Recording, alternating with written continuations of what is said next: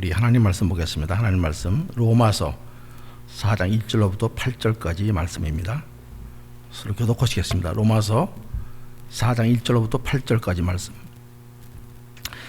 그런즉 육신으로 우리 조상된 아브라함이 무엇을 얻었다 하리요?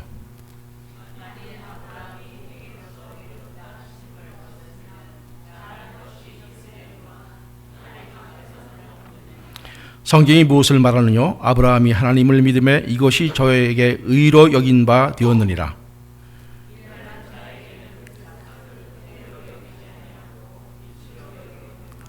이를 아니할지라도 경건치 아니한 자를 의롭다 하시는 이를 믿는 자에게는 그의 믿음을 의로 여기시나니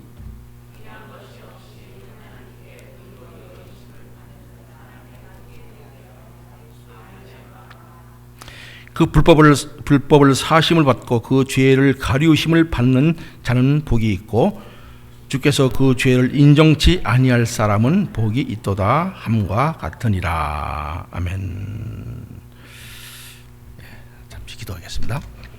사랑과 풍성하신 하나님 아버지, 오늘도 생명의 말씀 우리에게 선포할 수 있도록 축복하시니 감사드립니다. 하나님, 이 말씀 속에서 다시 한번 아버지여 이 말씀을 들을 때 우리의 마음에 감동 있게 도와주시고 성령의 깨달음을 받는 시간 될 수 있게 도와줘서 말씀대로 드리는 그런 우리의 삶이 될 수 있도록 주님 축복하여 주시옵소서. 모든 아버지여 마음과 귀를 아버지 하나님 말씀에 집중할 수 있게 도와주시고 아버지여 선포되는 하나님 말씀 속에서 더욱더 큰 은혜를 깨달을 수 있는 시간 될 수 있도록 주님 축복하여 주시옵소서. 주께서 함께해서 것을 싸울 때 예수 그리스도로 감사하며 기도드리옵나이다. 아멘. 아멘. 감사합니다. 1759년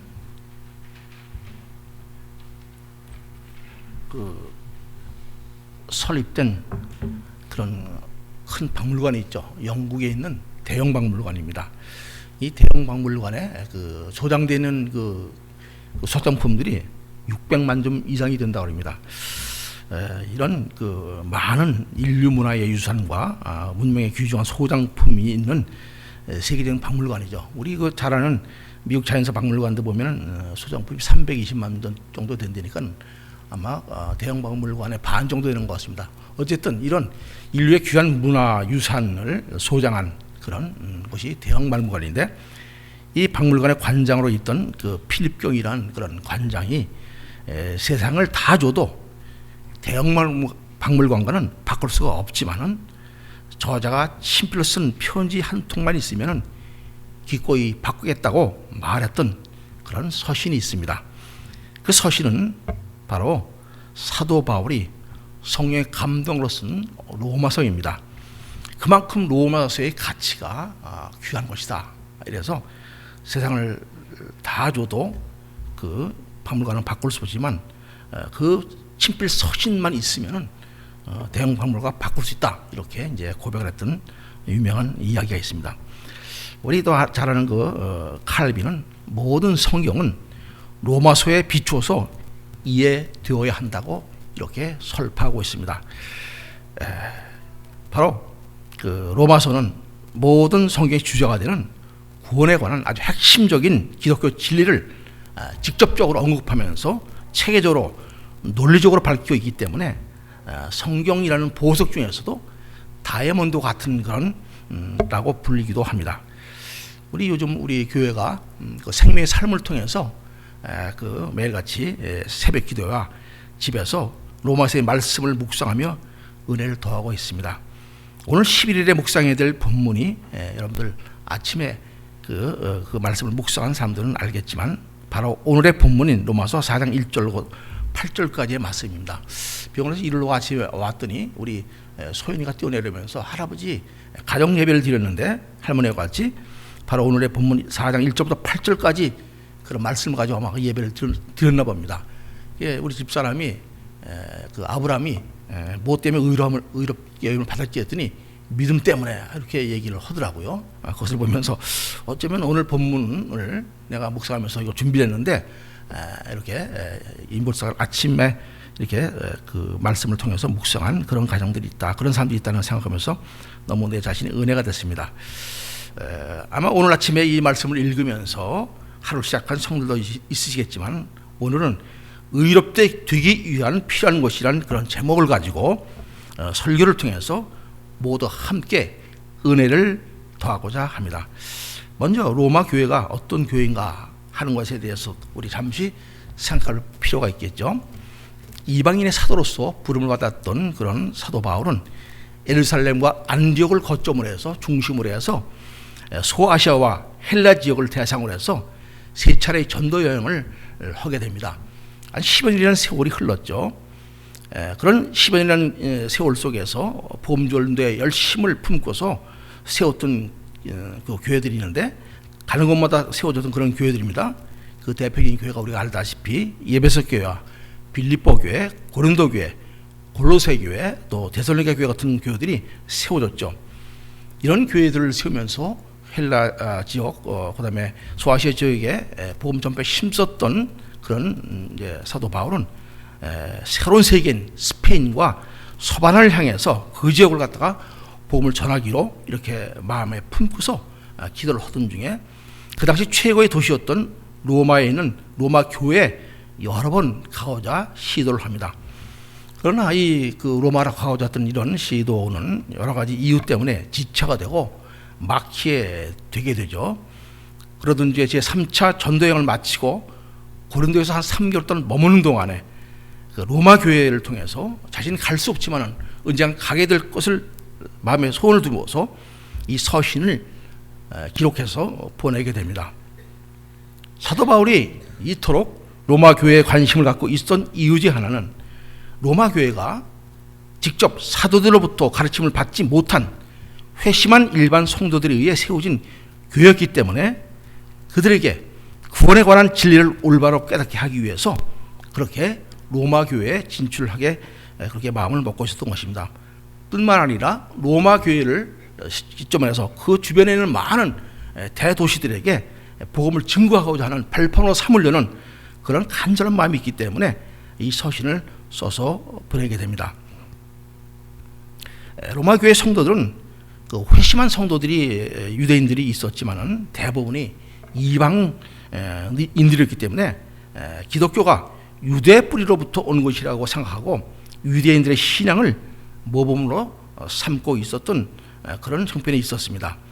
이런 그 로마 교회는 이방인들에 의해서 세워진 일반 성도들에 의해서 세워진 교회이기 때문에 그런 잘못된 성경적인 교리를 바로 잡아야 줄 그런 필요를 느꼈죠. 그래서 사도 바울은 이 서신을 쓰게 된 것입니다. 유대인들은 자신들은 하나님이 택한 선민이며 자신들만이 율법을 받았다고 자부하죠. 자부심을 가지면서 그 증표로 할례를 받았다고 이렇게 굳게 믿고 있었습니다. 그리고 하나님께서 자신들을 구원하시는 것은 자기의 민족의 시조인 아브라함의 공로 때문에 자신들은 구원받게 됐다고 이렇게 굳게 믿었습니다. 즉 아브라함이 하나님의 부르심으로 전적에 순종했기 때문에 그 선한 행위 때문에 그 행위로 말미암아 하나님께로부터 의롭다 칭함을 받고 구원을 받았다는 그런 말씀이 되겠죠. 그렇기 때문에 자신들의 구원은 아브라함의 후손으로서 태어나면서부터 확정된 것이라고 믿었습니다.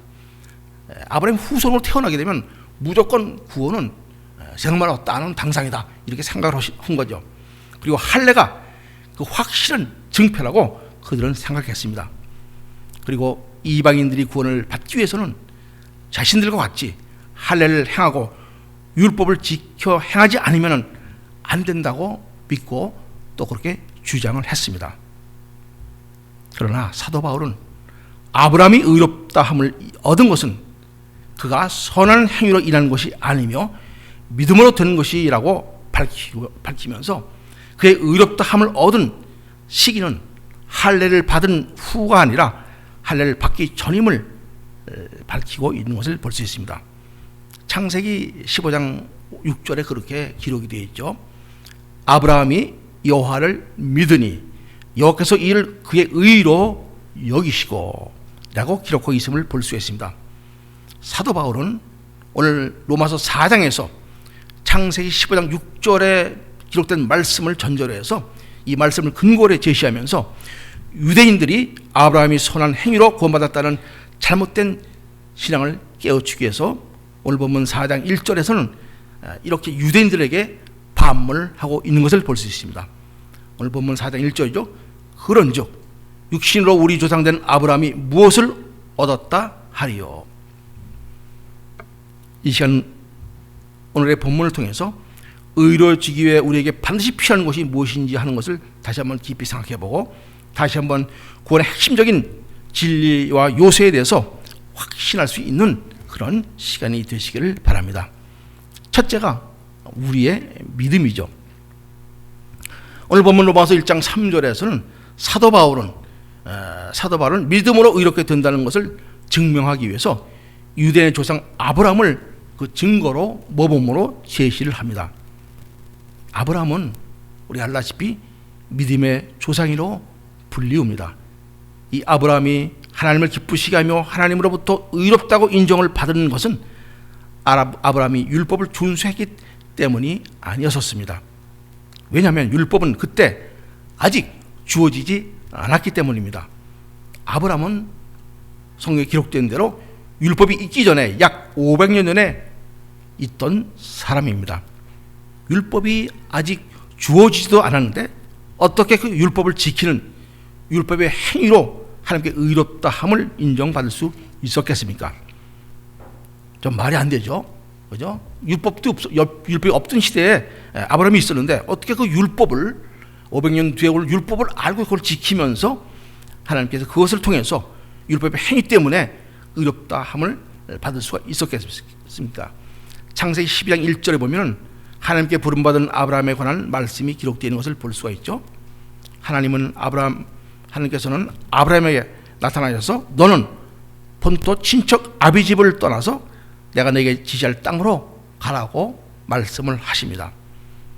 여기서 하나님은 단지 내가 내게 지시할 땅으로 가라고 말씀하셨지 그 땅에 대해서는 구체적으로 말씀하시지 않았던 것을 볼 수 있습니다. 그렇기 때문에 그는 어디로 가야 될지 알지 못했고 단지 하나님을 신뢰하고 믿는 믿음 하나로 눈에 보이지 않고 잡히지 아니하는 갈 바를 알지 못하면서도 자기가 살던 모든 것을 버리고 그 지역을 떠났던 것입니다. 이에 대해서 믿음장인 히브리서 11장 8절에서는 이렇게 말씀을 하죠. 믿음으로 아브라함은 부르심을 받았을 때 순종하여 장래 기업으로 받을 땅에 나아갈새 갈 바를 알지 못하고 나아갔으며 우리는 아브라함이 가나안 땅에 그런 약속을 믿고서 그 가나안 땅에서 갔다고 우리가 생각합니다. 물론 하나님의 발걸음은 그를 약속의 땅 가나안으로 인도하셨습니다. 그러나 아브라함이 갈 때 우리를 떠날 그 당시에는 그는 어디로 가야 될지 설령 그 가나안 땅에 있을지라도 어디로 가야 될지 알지 못하는 그런 상태로 나갔던 것입니다. 생각해 보시기 바랍니다. 아브라함이 하나님을 믿고 신뢰하지 못했다면 어떻게 자신이 이루던 모든 것을 버리고 호련히 떠날 수가 있었겠습니까? 갈 바를 알지 못하고 떠날 수 있었던 것은 순종의 행위 전에 그는 하나님의 약속, 하나님을 온전히 믿었기 때문에 그런 것을 떠날 수 있었던 것입니다. 그렇기 때문에 유대인들의 생각처럼 아브라함이 선한 행위 때문에 아니고 아브라함의 믿음 때문에 하나님으로부터 의롭게 인정받게 된 것을 사도 바울은 실증하고 있는 것입니다. 유대인들은 우리가 알다시피 율법을 갖다가 613개 조항으로 세분화해서 구분하고 어떤 것을 먼저 지키고 어떤 것을 나중 지키는지 그런 것을 가지고 서로 악유하면서 이렇게 지내는 그런 세월을 보냈던 것을 볼 수 있습니다. 그리고 그 613개의 조항을 지켜서 의롭게 되자 무진히 그들은 애를 썼습니다. 그러나 그 어느 누구도 율법을 온전히 지켜 의롭다 여김을 받을 수가 없었습니다. 이에 대해서 로마서 3장 20절에서는 이렇게 말씀을 하죠. 그러므로 율법의 행위로 그 앞에 의롭다 함을 얻을 육체가 없나니 율법으로는 죄를 깨달았습니다라고 말씀을 합니다. 이 세상에 그 어느 누구도 율법을 지키려고 아무리 애를 써도 그 어느 것 한 가지도 제대로 지킬 수가 없습니다. 그리고 결국 그들이 깨닫게 된다는 것이 있다면 율법 앞에서 모든 사람들은 여전히 죄인이라는 것을 깨닫게 될 뿐입니다. 주님이 이 땅에 오신 이유는 율법 앞에 모두가 죄인된 죄인을 구하기 위해서 이 땅에 오셨습니다. 그리고 세상 그 누구도 온전히 이룰 수 없는 그 율법의 모든 것을 온전하게 이루셨습니다. 주님은 하나님이 주신 율법으로 인해 드러난 죄 문제를 십자가에 통해서 단번에 그리고 완전히 다 이루셨습니다.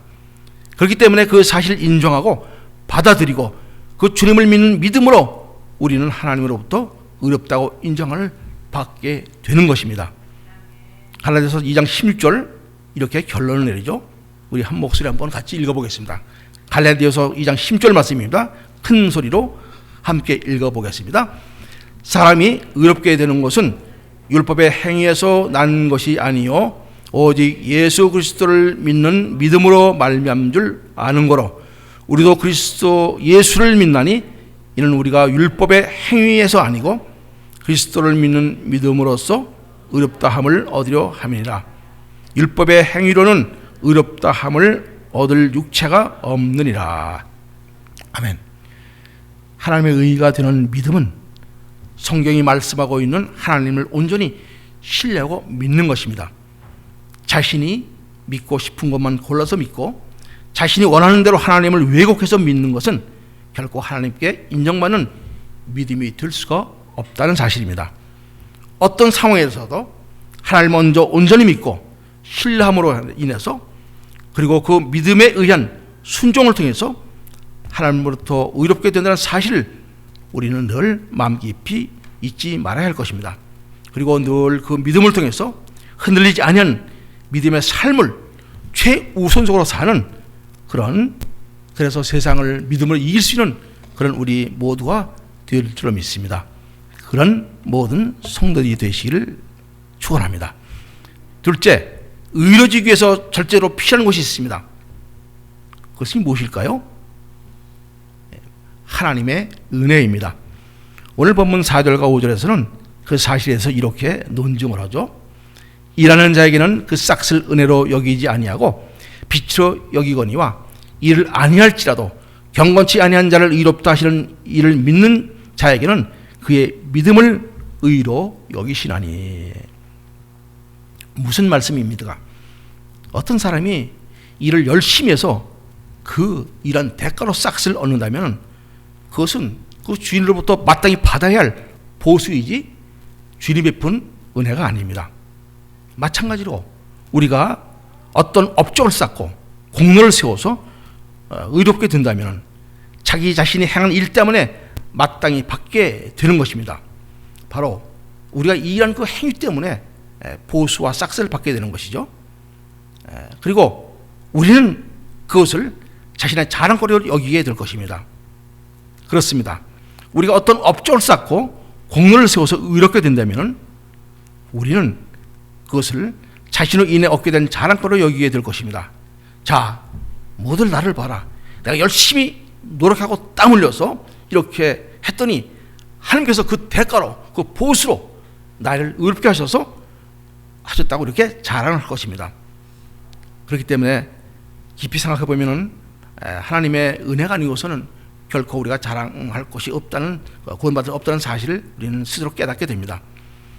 스스로 우리가 고백할 수 있는 것이 있다면 우리는 사실 경건과 거리가 멀 뿐 아니라 죄악으로 늘 얼룩진 삶을 살고 있는 사람들이라는 것입니다. 그럼에도 불구하고 하나님은 우리가 예수 그리스도를 믿는다는 그 이유 하나만으로 우리를 의롭다고 인정해 주십니다. 맞습니다. 우리가 하나님을 믿는 믿음으로써 의롭게 된다는 것은 전혀 우리의 자격 때문에 아님을 내 스스로가 잘 압니다. 그렇기 때문에 단지 그리스도를 믿는 믿음으로 의롭게 된다는 것은 전적으로 하나님의 은혜가 아닐 수가 없는 것입니다. 자격이 없는 우리가, 아무 공로가 없는 우리가 단지 하나님의 은혜로 의롭다고 인정을 받는 것입니다.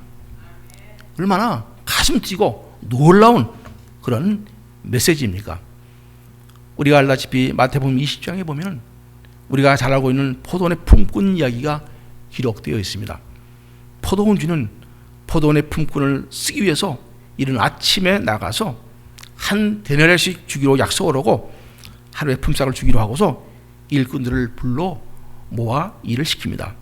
그리고 오전에 또 점심때 오후에도 품꾼들을 불러서 이 일을 시킵니다. 나중에는 하루의 일이 끝나기 1시간 전에도 품꾼들을 불러서 일을 줍니다. 그들은 자신이 쓰고자 부르는 사람이 없었기 때문에 하루 종일 놀고 서 있던 사람들이었습니다. 해가 지고 이제 하루의 일과 끝나면 그들은 벌지 못해 굶주리고 있을 가족들에게 돌아가야 할 그런 사람들이었습니다. 얼마나 초라하고 불쌍한 신세들입니까? 여기 뉴브런스윅 가보면 그 역 앞에 그 스페니시들이 아침마다 와서 어떤 일자리를 하루의 일과를 하루의 그 일용할 양식을 구하기 위해서 이렇게 사람들 기다리는 것을 여러분들 볼 수 있죠. 사람을 스페인을 그런 사람들 쓰려면 그 아침에 거기 가면은 그 사람들에게 뭐 이삿짐을 나눈다든지 또는 무슨 다른 일을 시킬 수 있는 그런 사람들을 얻게 됩니다. 그런데 오후에 어떤 때 한 2, 3시에 가보면 거기서 그냥 하루 종일 있는 사람들이 있습니다. 그때마다 이 생각을 하게 돼요. 하루의 삶을 살기 위해서 일이 필요한데 아무도 찬 사람이 없으니까는 이렇게 저러고 있구나. 그래서 마태복음 입장에 있는 말씀 포도의 품꾼 얘기를 생각하면서 그 현실의 삶의 현장이 우리 삶 속에서 있다는 그런 생각을 하게 된 적이 있습니다. 1시간만 일하고 한 달씩 받는 것, 그것이 모든 사람들에게 주어진 것은 아니죠. 그런 한 시간 문 닫기 1시간 전에 왔던 사람들, 그러나 그 1시간 일하면서도 1시간을 일하면서도 똑같이 한 달란트를 받게 되는 그런 것을 볼 수 있습니다. 이제 주인은 이제 하루 일과 끝나고 늦게 온 사람부터 와서 돈을 주게 되죠. 한 달란트씩. 가만히 봤더니 먼저 온 사람도 있었겠죠. 근데 1시간만 일하고 1달란트를 받았으니까 참 이 주인이 후하구나. 우리는 하루 종일 일했으니까 더 많이 받을 거야. 이렇게 생각을 하겠죠. 이것이 세상적인 이치고 상식이죠. 내가 베푼 만큼 이런 만큼 더 받을 것이다. 이렇게 생각을 하겠죠. 그런데 주인은 이른 아침에 온 사람들에게도 하루 종일 온 사람들에게도 똑같이 한 달씩을 주는 것이었습니다. 이것을 본 일꾼들은 왜 자신들에게는 더 많이 주지 않느냐고 주인을 원망을 하는 그런 내용들이 나옵니다. 그러나 주인은 모두에게 약속한 한 데나리씩을 주는 것이 잘못된 것이었고 나중에 온 사람들도 똑같이 주는 것이 자신의 뜻이라고 말씀을 합니다. 그렇습니다. 하나님의 은혜는 어떤 계산에 의해서 그 노력의 결과에 따라서 주어지는 것이 아닙니다. 하루 종일 장터에서 방황하던 인생을 불러서 일꾼을 삼으신 이것은 전적인 하나님의 은혜였습니다. 우리가 하나님 앞에서 의롭게 되는 것도 전적인 하나님의 은혜가 있게 가능한 것입니다. 하나님의 은혜가 있었기에 포도원에 문 닫히는 마지막 1시간을 부름받은 것 같은 우리는 죄인이 의인이 되어서 구원을 받게 된 것입니다. 1866년 대동강에서 순교한 선교사가 있죠. 이 선교사가 우리 한국의 최초로 복음을 전하는 선교사인데 바로 토마스 선교사입니다. 이 토마스 선교사가 영국의 웨일즈의 출신인데 제너럴 셔먼을 타고서 대동강에 복음을 들고서 성경을 들고서 선교를 하러 옵니다. 그러나 그 셔먼화가 좌초가 되고 결국은 모든 사람들이 관원들에 의해서 죽게 됩니다. 그때가 1860년 9월 5일이었을 텐데 그때 이 토마스 선교사가 끌려 나와서 대동강변에서 있던 성경을 그 관원에게 주고 거기서 선교를 당하고 맙니다. 지난 9월 5일이 그 토마스 선교사가 죽은 지 150년 되는 그런 날이죠. 그러니까 다시 말해서 우리나라에 복음이 들어온 지 150년 정도밖에 안 됐다는 그런 말씀입니다. 주님이 오신 지 2000년이 지났는데 거기 끝자락에, 그죠? 2000년의 마지막 끝자락에 2000년의 세월 속에서 받지 못했던 복음을 마지막 순간에 우리 한 사람 한 사람이 복음을 받게 된 것을 보면서 우리는 이 1시간 전에 와서 품삯으로 줬던 그런 그 품꾼들의 그런 주인께 받았던 은혜를 생각하지 않을 수가 없습니다. 그렇기 때문에 에베소 2장 8절 9절에서는 디모데 후서 1장 9절에서는 이렇게 말씀을 합니다. 우리 한번 그 말씀을 같이 읽어보도록 하겠습니다. 에베소 2장 8절과 9절 말씀입니다. 함께 읽죠. 너희가 그 은혜를 인하여 믿음으로 말미암아 구원을 얻었나니 이것이 너에게서 난 것이 아니요 하나님의 선물이라. 우리가 하나님의 은혜로 인하여 믿음으로 말미암아 구원을 얻었다고 말씀하시면서 우리가 나는 것이 아니고 온전히 하나님의 은혜라고 선물이라고 이렇게 말씀을 합니다. 또 디모데서 9장 1절 9절에서도 이렇게 말씀하죠. 거기서 한번 같이 읽어볼까요? 하나님이 우리를 구원하사 거룩하신 부르심으로 부르심은 우리의 행위대로 하심이 아니요 오직 자기 뜻과 영원한 때 전부터 그리스도 예수 안에서 우리에게 주신 은혜대로 하심이니라. 하나님의 은혜가 있었기에 우리는 하나님의 의롭다함을 인정받을 수가 있었습니다. 우리 모두를 향하신 하나님의 이 큰 은혜가 우리의 삶 가운데 풍성하게 차고 넘치게 되기를 바랍니다. 그 은혜를 날마다 더 깊이 깨달아가는, 날마다 의롭게 된 자로서 의로운 길을 걸어가는 그런 우리 모두가 되시기를 주님의 이름으로 축복합니다. 셋째, 또 한 가지가 있습니다. 죄사함이죠. 죄사함. 사도 바울은 죄사함을 받음으로 하나님 앞에서 의롭게 인정받게 되고 복된 자가 된다는 사실을 다윗의 경험을 들어서 논증을 합니다. 오늘 보면 7절과 8절에서는 다윗이 지은 시편 32편 1절과 2절의 말씀을 인용한 말씀이죠. 이렇게 기록되어 있죠. 허물의 사함을 받고 그 죄의 가림을 받은 자는 복이 있도다. 마음에 간사가 없고 여호와께 정죄를 당치 않는 자는 복이 있도다. 하나님의 은혜로 이스라엘의 왕이 된 다윗은 하나님 앞에서 그 은혜와는 거리가 먼 크나큰 죄를 짓고 맙니다. 여러분 알다시피 밧세바와 간통을 했을 뿐만 아니라 그 죄가 들통날까봐 밧세바의 남편 우리아를 속여서 전쟁터로 내모라 의도적으로 죽게 만듭니다. 직접적인 그 원인이 그 사도 바울, 그 다윗의 그런 계략에 의해서 죽게 된 것이죠. 다시 말해서 살인죄를 저지른 것과 다름이 없습니다. 그런데 놀랍게도 하나님은 그의 죄를 기억지 않으십니다. 왜냐하면 하나님 앞에서 자신의 저지른 죄를 고백하고 회개했기 때문입니다. 시편 32편 5절에서는 다윗은 이에 대해 이렇게 고백을 하죠. 내가 이르기를 내 허물을 여호와께 자복하리라고 주께서 내 죄를 아뢰고 내 죄악을 숨기지 아니하였으니 곧 주께서 내 죄의 악을 사하셨나이다. 셀라. 다윗은 그가 저지른 죄에 묶여있는 한 의인이라고 여길 수 없는 사람이었습니다.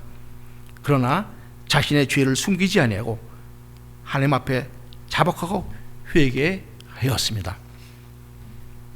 다윗은 지금 읽은 시편 32편 5절에서 주께서 내 죄를 아뢰고 주께 내 죄를 아뢰고 숨기지 아니하였더니 곧 주께서 자신의 죄를 사하였다고 고백을 합니다. 여기서 곧이라는 말이 들어가 있는 것을 볼 수 있습니다. 곧이라는 말을 우리가 주목해 볼 필요가 있습니다. 주께 내 죄를 아뢰고 숨기지 아니하였더니 곧 주께서 자신의 죄를 사하셨다. 이렇게 고백을 하죠. 하나님은 진정으로 회개하는 자의 죄를 더 이상 기억지 아니하시고 곧 사해 주십니다. 그런 다윗은 회개함으로 죄사함을 받고 오히려 하나님께 복받는 자가 되었습니다. 또한 의로운 자가 됐던 것입니다. 다윗처럼 우리도 은혜 안에 산다고 하면서 때로는 죄를 지을 수 있습니다. 그러나 그 죄를 그냥 덮어둔다면 결코 하나님 앞에서 의롭다고 인정받을 수가 없다는 사실을 우리는 깊이 생각해 보아야 합니다. 우리는 예수 그리스도의 피공로를 위해서 죄사함을 받았습니다. 우리의 죄가 주홍 같을지라도 우리가 우리의 죄를 자복하고 회개하면 하나님은 우리의 죄를 사해 주십니다. 이것이 또한 하나님의 은혜요 약속입니다. 우리가 알다시피 성도들, 저희 여러분은 처음부터 의인이 아니라 우리 죄를 사하신 주님의 피로 인해서 죄사함을 받아 의인으로 거듭난 존재들입니다. 에베소 1장 7절에서는 이런 사실을 분명히 밝히고 있죠. 한번 에베소 1장 7절 말씀을 우리가 한 목소리로 한번 읽어보겠습니다. 우리가 그리스도 안에서 그의 은혜의 풍성함을 따라 그의 피로 말미암아 구속 죄 사함을 받았으니, 그리고 그리스도가 열어놓으신 그 은혜로 인하여 우리는 죄를 자백하고 회개하면 하나님은 우리 죄를 사하시고 모든 불에서 우리를 깨끗게 하신다고 약속하셨습니다. 불의에서 깨끗함을 받는다는 것, 무슨 소리죠?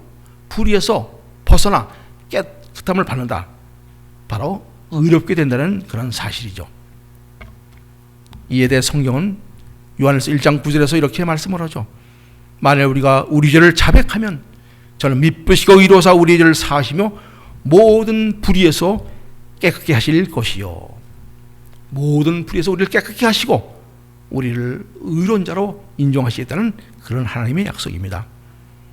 사도 바울은 로마에 있는 성도들에게 오늘의 본문을 통해서 하나님께 의롭다 인정받기 위해서 필요한 것은 우리의 행위가 아니라 바로 믿음이라고 오늘 말씀을 합니다. 하나님을 믿는 믿음, 그리스도를 하나님의 독생자로 믿고 그리스도가 우리의 구원인 되심을 믿는 믿음, 그 믿음으로 우리는 하나님 앞에서 의롭다 인정을 받게 되는 것입니다. 이것이 이신득이의 그런 교리이죠. 믿음으로 의롭게 된다는 그런 말씀입니다.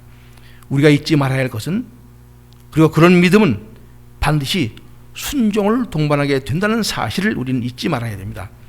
순종이라는 무슨 말씀이죠? 말씀을 따르고 하는 것을 우리가 순종이라고 말합니다. 그래서 참된 믿음은 그 믿음에 따른 행위가 반드시 따르게 되어 있습니다. 우리가 이 순서가 뒤바뀌어는 안 된다는 사실을 깨달아야 합니다. 믿음이 먼저요, 믿음이 우선이요, 믿음이 기초가 되어야 합니다. 그러나 그 믿음은 순종으로, 행함으로 증명되는 그런 믿음이어야 합니다. 우리가 바른 믿음을 갖게 되면 자연히 그 순종은 따라오게 되는 것이죠. 강조 안 해도 믿음도 살기 위해서 우리 스스로가 순종하게 되는 것입니다.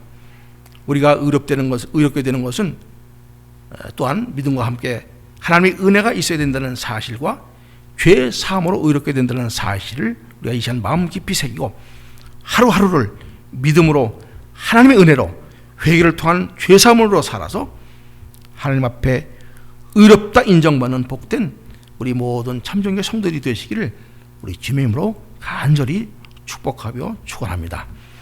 우리 한번 이 시간 말씀을 생각하면서 우리가 이 자리에 쓸 수 있었던 것, 하나님의 은혜 때문에 있음을 고백할 수 있는 시간 되기를 바랍니다. 또 우리가 믿음으로 의롭다함을 우리가 받은 우리들로서 참으로 우리가 정말 하나님을 진실하게 믿고 그 믿음에 따른 순종을 우리가 하여서 우리가 믿음의 사람들로서 이 세상을 살아가는 구원받은 백성으로서 살아가는 그걸 우리에게 되게 하려고 다시 한번 간절히 우리 마음속에 기도하면서 결단하는 그런 시간 갖겠습니다. 우리가 은혜를 받았을지라도 여전히 죄 가운데 거하면서 죄를 지을지라도 우리가 하나님 앞에 고백함으로 회개함으로 그 죄에서 사함을 받는 복된 사람이 될 수 있다는 사실을 깨달으면서 하나님 앞에서 우리가 인정받는 그런 의로운 사람이 되기 위해서 우리가 하루하루의 삶을 살 수 있도록 하게 해달라고 우리가 말씀을 묵상하면서 함께 기도하며 결단하는 시간을 갖겠습니다.